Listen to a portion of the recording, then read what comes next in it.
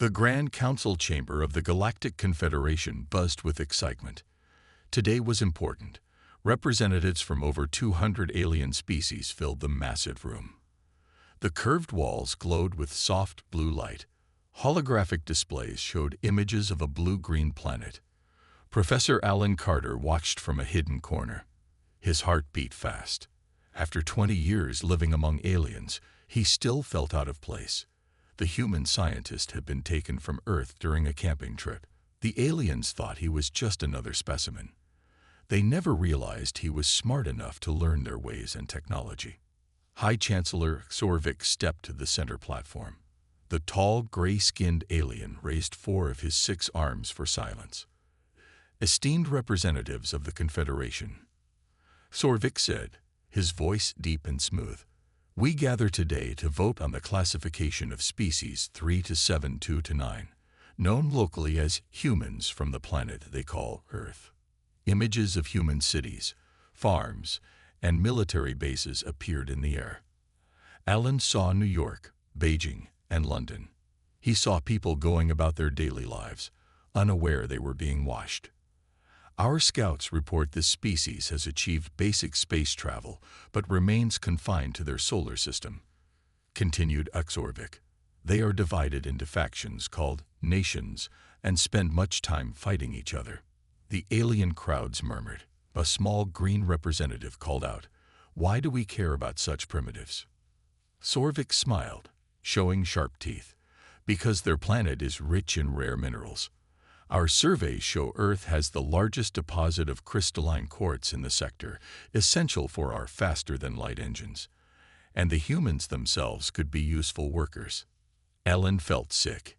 He knew what was coming next. I propose we classify humans as a non-sentient resource species, said Xorvik. This would allow us to harvest both their planet's resources and the species itself. A reptilian alien named Shurtak raised a clawed hand. What of the non-interference laws? They have developed some technology. Their technology is primitive, said Xorvik with a dismissive wave. They have not achieved unified planetary government or developed faster-than-light travel. By our laws, they do not qualify for protection. Ellen wanted to shout out, to tell them they were wrong. Humans were just young as a species, not stupid. But he stayed quiet. If they discovered him now, he would never be able to warn Earth. I call for a vote, said Xorvik. All in favor of classifying humans as a resource species and authorizing acquisition of planet Earth. Raise your markers. The room lit up with glowing green lights as nearly every representative voted yes. Only 3 species abstained, and none opposed. The vote is clear, announced Xorvik. Preparations will begin immediately. The acquisition fleet will depart within 1 galactic cycle. Earth will become Confederation Mining Colony 5 to 7, 8. The crowd cheered. To them, this was just business. Another primitive world to use up. Alan slipped out of the chamber. His hand shook as he made his way through the busy corridors of the space station. He had 6 hours before the security systems would detect his unauthorized access to the communication array. In his small quarters, Alan powered up the emergency transmitter he had built over the past 5 years. The device was small but powerful. It could send a message directly to Earth using the Confederation's own relay network. His fingers flew over the alien keyboard. He encoded everything he knew about the Confederation's technology, weapons, and weaknesses. He added details about their plans for Earth. They're coming, he typed at the end. 6 months. Prepare. He pressed send and watched the progress bar. When it reached 100%, he smiled sadly. The transmission would alert security. He wouldn't escape, but his message might give Earth a chance. The door burst open. 4 security guards rushed in. Human Alan Carter, said the lead guard, you are under arrest for treason against the Galactic Confederation. Alan stood tall as they put restraints on his wrists. He had done what he could. Now it was up to Earth. 6 months passed quickly on Earth. Commander Diane Russell stared at the large screen in the United Earth Defense Force headquarters. Strange objects had appeared near the moon 2 hours ago. Now they were moving toward Earth. Any response to our communications? She asked, her voice steady despite her fear. None, Commander, said the young officer at the communication station. They're not answering on any frequency. Diane nodded. She had expected this, ever since they received the mysterious message from someone named Alan Carter. Earth had been preparing. Governments worldwide had set aside their differences to face this threat together. But was it enough? The message was right, she said quietly. They'd come exactly when Carter said they would. The main door slid open. A tall man in a general's uniform entered. General Ward, the alien ships will enter Earth orbit in 15 minutes, Diane reported. Are our defenses ready? Asked General Ward. Yes, sir. All missile systems are online. Our pilots are in their fighters. The ground troops are at their positions. The general looked grim. According to Carter's message, our weapons may not be effective against their shields. We've done what we can, sir. The scientists modify our missiles based on the technical data Carter sent. It's our best shot. A bright flash appeared on the screen. One of the alien ships had fired something at Earth. It's not a weapon, said the sensor operator. It's a shuttle, coming down fast toward New York. Minutes later, the alien shuttle landed in Central Park. News cameras captured everything. A tall, blue-skinned alien stepped out, followed by guards with strange weapons. In the command center, Diane and the others watched the live broadcast. The alien spoke, its words translated by a device it carried. People of Earth, I am Ambassador Zalthur of the Galactic Confederation. Your planet has been classified as a resource world. You will surrender all territories and submit to processing for work assignments. Resistance is futile and will result in immediate punishment. General Ward's face turned red with anger. Send our response. Diane pressed a button. On screens worldwide, her face appeared. This is Commander Diane Russell of the United Earth Defense Force. Earth belongs to humanity. We do not recognize your authority. We will not surrender. The alien ambassador seemed surprised. It hadn't expected resistance. You have 1 Earth hour to reconsider, said Zalthur. After that, we will begin the compliance procedure. Exactly 1 hour later, the alien ships released thousands of small objects. They fell toward Earth like rain. They're deploying something, said Diane. Not bombs. Some kind of devices. The devices activated upon reaching the ground. They emitted a strange signal designed to control human minds, neural compliance transmitters, just as Carter had warned. But nothing happened. In the command center, everyone remained alert and in control. Reports came in from around the world. The alien technology was failing. On the main screen, they could see Zalthur speaking urgently into a communication device. The alien looked confused and worried. Sir, said Diane, turning to General Ward with a small smile, it seems humans are immune to their control signals. Just as Carter predicted, said the general. Our brains are wired differently than the species they've encountered before. Zalthur's voice came through the speakers again. This is impossible. Submit to compliance immediately. I don't think they were expecting this, said Diane. The first alien landing parties descended to major cities, expecting to find humans docile and controlled. Instead, they'd met armed resistance. In New York, the first shots were fired. An alien soldier fell, its purple blood staining the street.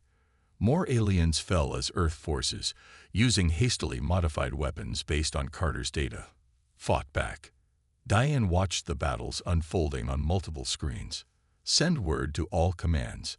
Attack pattern Alpha. Target their communication systems first, just like we planned. The aliens had expected an easy conquest. They were wrong. Humanity's first victory was small, but significant. The invaders hadn't just found a planet with resources. They had found a species that would fight for every inch of their world. 3 months had passed since the aliens first arrived. Much of Earth was under alien control, but not all. Humans fought back everywhere. The aliens called their enemies rebels, but to Earth, they were heroes. Jack Morrison wiped sweat from his forehead as he worked in the hidden basement. Before the invasion, he had been a military engineer. Now he was something more important, a creator of weapons. "Hand me that blue wire, please," he said to his wife Lisa. Lisa passed him the wire. She was a biochemist who now used her knowledge to fight aliens. Together, they made a good team. "This should work now," said Jack, holding up a small gun-like device. "It's based on the alien weapon we captured last week, but I made it better." The weapon used energy in a way humans had never seen before. Jack had taken it apart, learned its secrets, and rebuilt it to work with Earth materials. Lisa looked up from her own work. "I think I found something too," she said. "My tests show that human sweat contains enzymes that are toxic to 3 of the alien species." Jack smiled. "So we're naturally poisonous to them." "That's good news." Their radio crackled. "Morrison team, this is Eagle Base. We need those weapons for tomorrow's mission. How soon can you deliver?" Jack picked up the radio. "We have 10 ready now. 5 more by morning." "Good work." Pick up at the usual place, midnight. Across the country, in what used to be Seattle, a young man named Ben Wright sat in a dark room lit only by computer screens. Before the invasion, he had been a programmer at a small company. Now he was a digital warrior. Ben had discovered something important about alien technology. Their systems were vulnerable to certain types of code. He typed quickly, creating a virus that would spread through the alien communication network. "Got you," he whispered as he found a way into their system. The aliens were advanced, but they had never faced human hackers before. Their security was designed to stop aliens, not humans. Ben's roommate, Steve, watched nervously. "Will they be able to trace it back to us?" "Not if I do this right," said Ben. He pressed a final key. There. The virus is uploaded. In 24 hours, their communication systems will start failing across the western region. Outside their hidden apartment, alien patrols moved through empty streets. The aliens had expected humans to be easy to control. They were wrong. Humans were adaptable, clever, and determined. In an alien command center, a frustrated officer named Grechthal slammed his 3-fingered hand on a table. "How are these primitives causing so much trouble?" he demanded. "They have no advanced technology. They should be working in the mines by now." His assistant, a smaller alien with pale green skin, looked nervous. "Sir, they keep adapting to our methods. The neural compliance transmitters still don't work on them. And now our troops are getting sick after physical contact with humans." "Impossible. Their biology is simple. Our scientists studied it thoroughly." "Apparently not thoroughly enough, sir. And there's more bad news. Our supply depot in Sector 7 was raided last night. They stole weapons and equipment." Grekthul's skin changed from blue to purple with anger. "Increase patrols. Find their bases. I want every human resistance fighter caught and processed." But the alien commander knew his superiors on the Confederation Council were getting impatient. The Earth operation was supposed to be quick and profitable. Instead, it was becoming costly and complicated. In the hills outside the occupied zone, Commander Russell studied maps with her officers. Reports from resistance cells came in hourly. The aliens were struggling. Their technology was still superior, but humans were learning fast. "The Morrison team has new weapons ready," said a young officer. "And Wright's team says they've infected the enemy communication system," added another. Diane nodded. "Good. Tell all units to prepare. When their communications fail tomorrow, we strike at these 3 points simultaneously." The resistance was growing stronger every day. Humans weren't just fighting. They were learning, adapting, and using the aliens' own technology against them. The invaders had made a serious mistake. They thought they were getting slaves. Instead, they had awakened a sleeping giant. Deep underground in Colorado, Dr. Samantha Lee worked in a laboratory that once belonged to the military. Now it was the main science center for the human resistance. Machines hummed around her as she studied readings from a captured alien device. "Frank, look at this," she called to her colleague. Dr. Frank Powell put down his coffee and walked over. He was a physicist who had spent his career studying quantum mechanics. Now he used his knowledge to understand alien technology. "What did you find?" he asked. Samantha pointed to her screen. "The aliens call it the void. It's a dimension or space that exists alongside our own. They use it for their energy systems, but they can't access it directly. They seem afraid of it." Frank leaned closer. And I think humans can access it," said Samantha. Her eyes shined with excitement. "That's why we're immune to their neural control. Our brains can touch the void naturally." Frank looked skeptical. "If that's true, it would explain a lot. But how do we prove it?" "I modified this alien scanner to measure void energy," said Samantha. "We need to test it on people." Word spread quickly through the underground base. Volunteers lined up to be tested. Samantha scanned person after person. Everyone showed some connection to the void, but the levels varied. Then came Olivia Martinez, a college student who had escaped from an alien work camp. When Samantha scanned her, the machine's readings went off the charts. "This is amazing," said Samantha. "Olivia, your connection to the void is incredibly strong." "What does that mean?" asked Olivia. She looked nervous. "It means you might be able to help us in a special way," said Frank. "We're building a device that could disrupt alien energy systems using the void. We need someone who can operate it." Samantha explained their plan. The device would amplify a human's natural connection to the void, creating interference that could disable alien technology. It was like jamming a radio signal, but on a much deeper level. "Will it be dangerous?" asked Olivia. "We don't know," admitted Samantha honestly.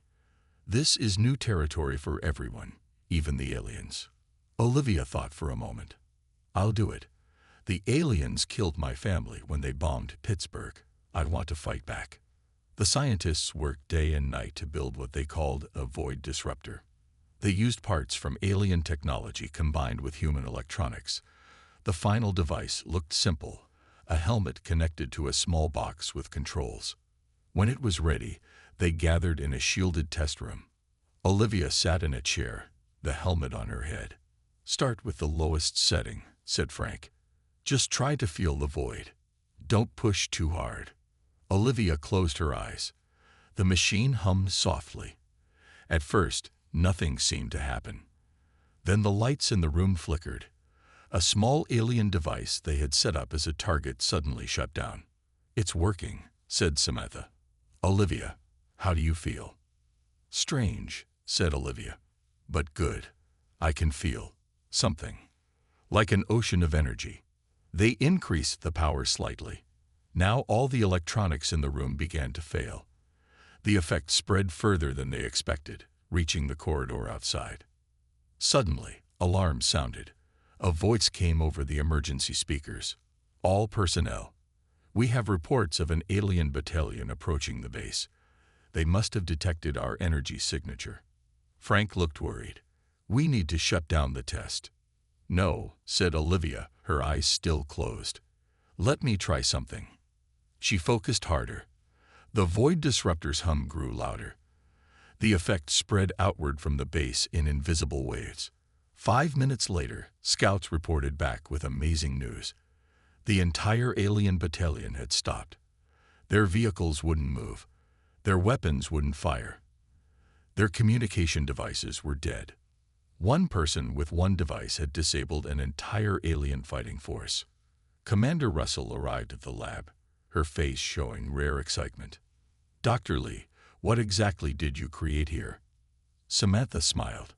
"A weapon the aliens can't defend against, because it uses something they fear." For the first time since the invasion began, humans had a real advantage, a way to fight back that the aliens never expected. News of the void disruptors spread through the human resistance networks. The technology gave humans hope. For the first time, they had a weapon that truly worked against the aliens. Commander Diane Russell now led the global resistance from a hidden base in the Himalayan mountains. Representatives from resistance groups around the world gathered in a large meeting room carved into the rock. "The aliens are weakening," said Diane, pointing to a map showing alien positions. "Their supply lines are stretched thin. Their troops are tired. Now is the time to strike back." A man from the European resistance raised his hand. "My sources tell me some alien species are secretly helping humans now. Is this true?" Diane nodded. "Yes. Several smaller alien species who were themselves conquered by the Confederation have reached out to us. They see this as a chance to break free." The room buzzed with excitement. One of these alien allies, a small purple being named Kiplor, stood up. "My people have suffered under Confederation rule for generations," said Kiplor. "We can provide you with information about their fleet movements and supply schedules." Diane thanked the alien ally.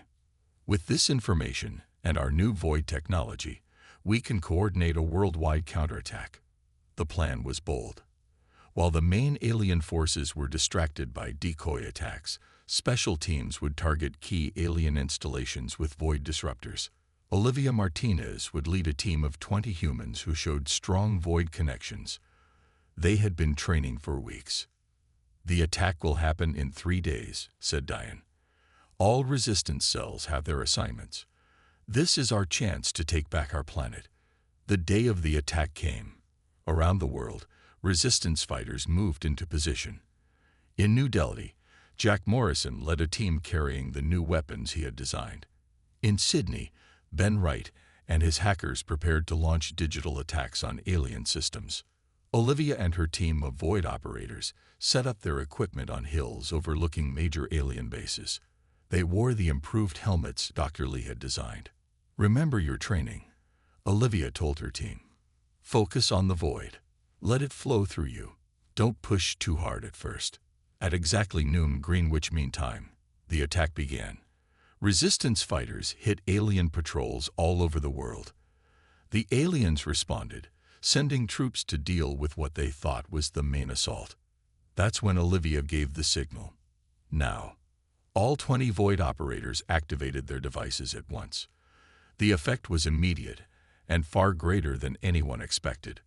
Across the planet, alien technology began to fail. Ships lost power and fell from the sky. Weapons stopped working. Communication systems went silent. In the alien command ship orbiting Earth, panic spread as reports came in from all sectors. "What is happening?" demanded Supreme Commander Vexnar, the leader of the invasion force. "Unknown, sir," said a nervous officer. "Some kind of energy disruption is affecting all our systems. We can't maintain orbital stability." The massive ship began to drift, its engines failing. On Earth, resistance fighters moved quickly to take advantage of the aliens' confusion. They captured weapons, vehicles, and supplies. They freed humans from work camps. For the first time since the invasion, major cities were being reclaimed. In Washington, D.C., Diane Russell walked into the former alien headquarters. The building had once been the White House. Now it was free again. "Status report," she said to her communications officer. "Better than we hoped, Commander." New York, London, Beijing, Moscow, all reporting successful operations. The aliens are in full retreat from population centers. Diane allowed herself a small smile. And the void operators? All safe. The effect was stronger than Dr. Lee predicted. Olivia says they barely had to push at all. It was like the void wanted to help. Outside, people celebrated in the streets, but Diane knew this was just the beginning. The aliens still had ships in orbit. They still controlled much of Earth's resources. The war wasn't over. But for the first time, it seemed winnable. Humanity had found its strength, not just in weapons or technology, but in something the aliens couldn't understand or copy. Something uniquely human. As Earth forces gained ground, news of human resistance spread throughout the galaxy. In the grand halls of the Confederation capital, worried voices replaced the once confident tones.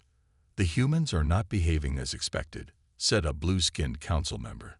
They should have been easily controlled. High Chancellor Sorvik looked angry. This is just a temporary setback. Supreme Commander Vexnar will crush this rebellion. Another council member, from a small plant-like species, spoke up. But what if he can't? Reports say humans are immune to our neural technology and can somehow disrupt our energy systems. Whispers filled the room. Several council members, especially those from species that had been conquered in the past, watched Horvik carefully. They smelled weakness. In a small, cold cell deep in the Confederation prison complex, Professor Alan Carter sat on a hard bench. His beard had grown long during his months in captivity. Guards approached his cell. "The High Chancellor wants to see you, human," said one guard. "Do not speak unless spoken to." They led Alan through long corridors to a private meeting room. High Chancellor Sorvik waited there, along with 3 senior scientists. "Professor Carter," said Sorvik, "you warned Earth about our invasion." Alan stood straight. "Yes. You committed treason against the Confederation." "I prevented a crime against my species," said Alan. Horvik slammed a 6-fingered hand on the table. "Your species was classified as a resource. The vote was legal." "The vote was based on bad information," said Alan calmly. "You didn't understand what humans are." The High Chancellor leaned forward. "Then explain it to me. What are humans?" Alan smiled slightly. "We're adaptable. Every challenge makes us stronger, and the void that your people fear, humans can touch it naturally. The more you fight us, the stronger our connection grows." The alien scientists looked alarmed. One whispered to Exorvik, who seemed disturbed by the information. "You're lying," said the High Chancellor, but his voice lacked conviction. "Am I? Your invasion fleet is being pushed back by a species you thought was primitive. What does that tell you?" Meanwhile, on Earth, human forces were growing bolder. In a daring mission, Jack Morrison and Ben Wright led a team to capture an alien flagship that had been disabled by void disruptors. The massive ship had crashed in the Canadian wilderness. "We need its navigation data," explained Jack to his team. "If we can find where their homeworlds are, we can take the fight to them." The team moved through the damaged ship, fighting the few alien crew members who could still resist. Ben found the main computer room. "I need time," he said, connecting his equipment to the alien systems. "Make it quick," said Jack. "We don't know if they've called for backup." Ben worked fast, breaking through security layers. "I'm in. Downloading their star charts and navigation logs now." Outside, lookouts reported movement in the sky. More alien ships coming. 5 minutes at most. Jack radioed the news to Ben. "We're out of time." "Almost done," said Ben. "Just a few more seconds." "Got it." The team escaped just before alien reinforcements arrived. The data they captured was priceless. It showed the location of every Confederation world, supply base, and fleet. Back at Resistance headquarters, Commander Russell studied the star charts with excitement. "This changes everything," she said. "We now know where they're most vulnerable." Dr. Lee joined the meeting. "And I have more news. The humans who use the void disruptors are getting stronger. Their abilities are growing with practice." Diane looked thoughtful. "So the aliens' greatest fear is coming true. The more they fight us, the stronger we become." She turned to her officers. "Begin preparations. It's time to take this fight beyond Earth. We'll use their own ships against them." For the first time, humans would venture to the stars not as explorers, but as warriors defending their world. The Confederation had started this war by underestimating humanity. Now they would learn the cost of that mistake. 1 year after the invasion began, humanity was ready to take the fight to the stars. In a hidden base beneath the Atlantic Ocean, Earth's first space fleet prepared for launch. 20 alien ships had been captured and modified by human engineers. Their systems were now partly controlled by human technology. Commander Diane Russell walked through the massive underwater hangar. Engineers and pilots rushed around, making final preparations. The ships looked strange, a mix of sleek alien design and practical human additions. "Are they ready?" Diane asked Jack Morrison, who had become the head of engineering for the fleet. "As ready as they'll ever be," said Jack. "We've figured out most of their systems. The rest we replaced with our own." Diane nodded. "And the void technology?" "Each ship has void disruptors built into its weapons systems. Dr. Lee says they're 3 times more powerful than the original versions." The plan was bold but simple. The fleet would split into 3 groups. The main battle group, led by Diane, would attack key Confederation military bases. A second group would target supply lines and communication hubs. The third group, smallest but perhaps most important, would bring void operators close to the Confederation capital. The day of launch came. Thousands of people gathered to watch from safe distances as the great hangar doors opened. Water drained away, revealing the fleet to the sky. "All ships report ready, Commander," said the communications officer. Diane took a deep breath. Launched the fleet. One by one, the ships rose into the air. They moved differently than when the aliens controlled them. Less graceful, perhaps, but with a determined power. As they left Earth's atmosphere, Diane felt a mix of pride and worry. They were making history, but the risks were huge. The journey to Confederation space took 2 weeks using the alien faster-than-light drives. The fleet emerged near a major Confederation supply base. "All ships, battle positions," ordered Diane. "Prepare void disruptors." The Confederation ships in orbit were caught by surprise. They had not expected humans to come to them, and certainly not in their own ships. "Enemy vessels approaching," reported the sensor officer. "They're powering up weapons." "Activate void disruptors," said Diane. Olivia Martinez, now the chief void operator for the fleet, closed her eyes and focused. The improved technology amplified her abilities far beyond what had been possible on Earth. The effect spread through space like an invisible wave. On the Confederation ships, systems began to fail. Weapons wouldn't fire. Shields collapsed. Communications went dead. "They're helpless," said the tactical officer. "Their ships are drifting."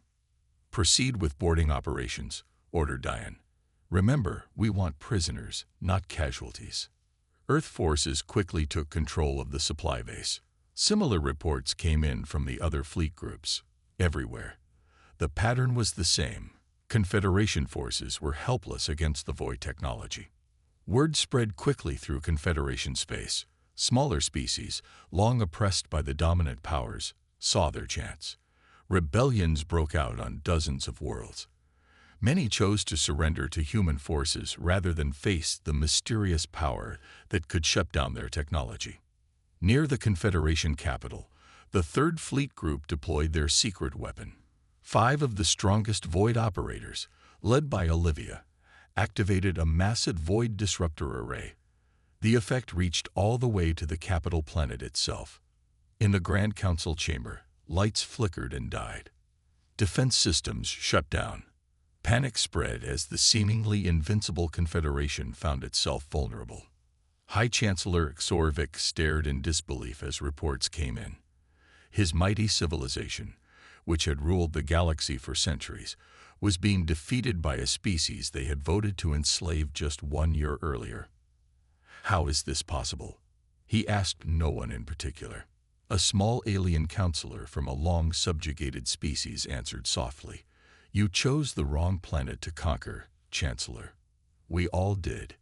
Throughout Confederation space, species that had supported the invasion of Earth now faced a frightening new reality. The primitives they had dismissed were coming, and they could not be stopped by technology or weapons.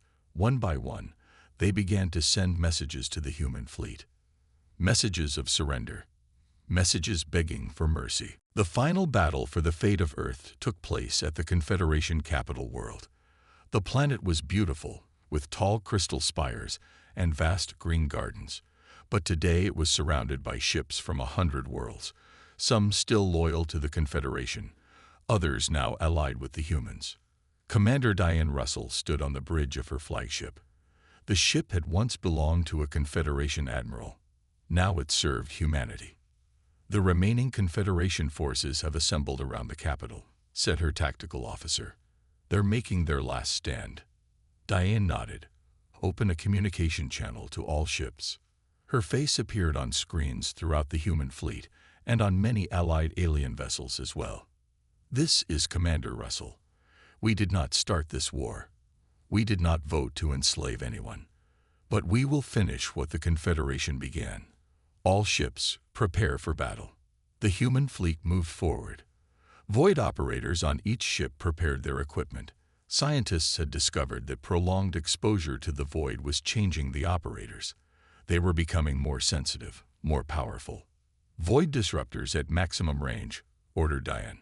The effect spread across space, reaching the Confederation fleet. As before, systems failed. Weapons wouldn't fire. Shields collapsed. But this time, the Confederation had prepared. Some ships had basic protection against the void effect. They've adapted, said the tactical officer. Not completely, but enough to keep fighting. Then we fight the old-fashioned way, said Diane. All ships, engage. The space battle was unlike anything in human history. Beams of energy crossed the void. Ships maneuvered with impossible speed. But the humans had learned quickly, and their alien allies provided valuable assistance. Hour by hour, the Confederation forces fell back. Finally, only the orbital defenses around the capital remained. They're sending a message, said the communications officer. The face of High Chancellor Sorvik appeared on the main screen. He looked tired and defeated. Commander Russell, he said, I request a ceasefire to discuss terms. Diane's expression remained neutral. The time for talking was before you invaded my world, Chancellor. Please, said Sorvik, a word he had likely never used with a lesser species before. Further fighting will only cause more death on both sides.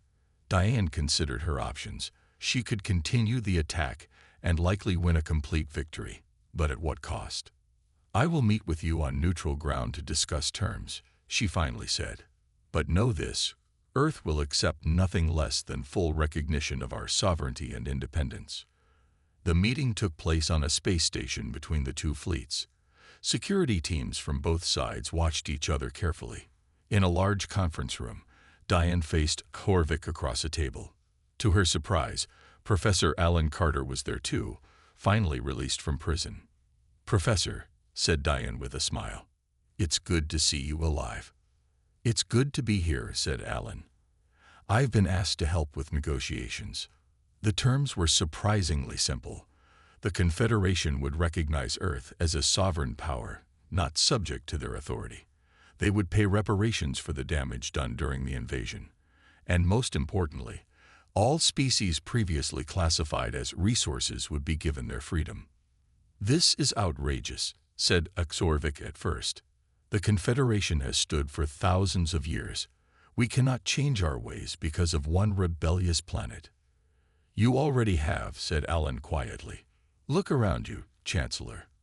Half your member species have already allied with humans. The old Confederation is already gone. 3 days later, the treaty was signed. News spread throughout the galaxy.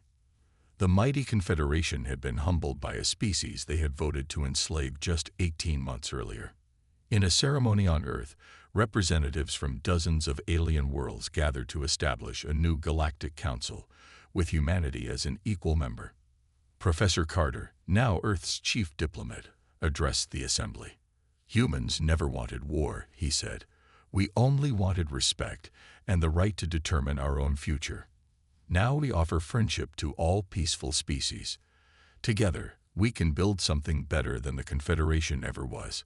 As the newly freed species signed the Treaty of Earth, former enemy worlds now begged for human protection against unknown threats lurking in the unexplored regions of space. The species that had once voted to enslave Earth now depended on humans for their very survival. Humanity had arrived on the galactic stage, not as slaves, but as saviors.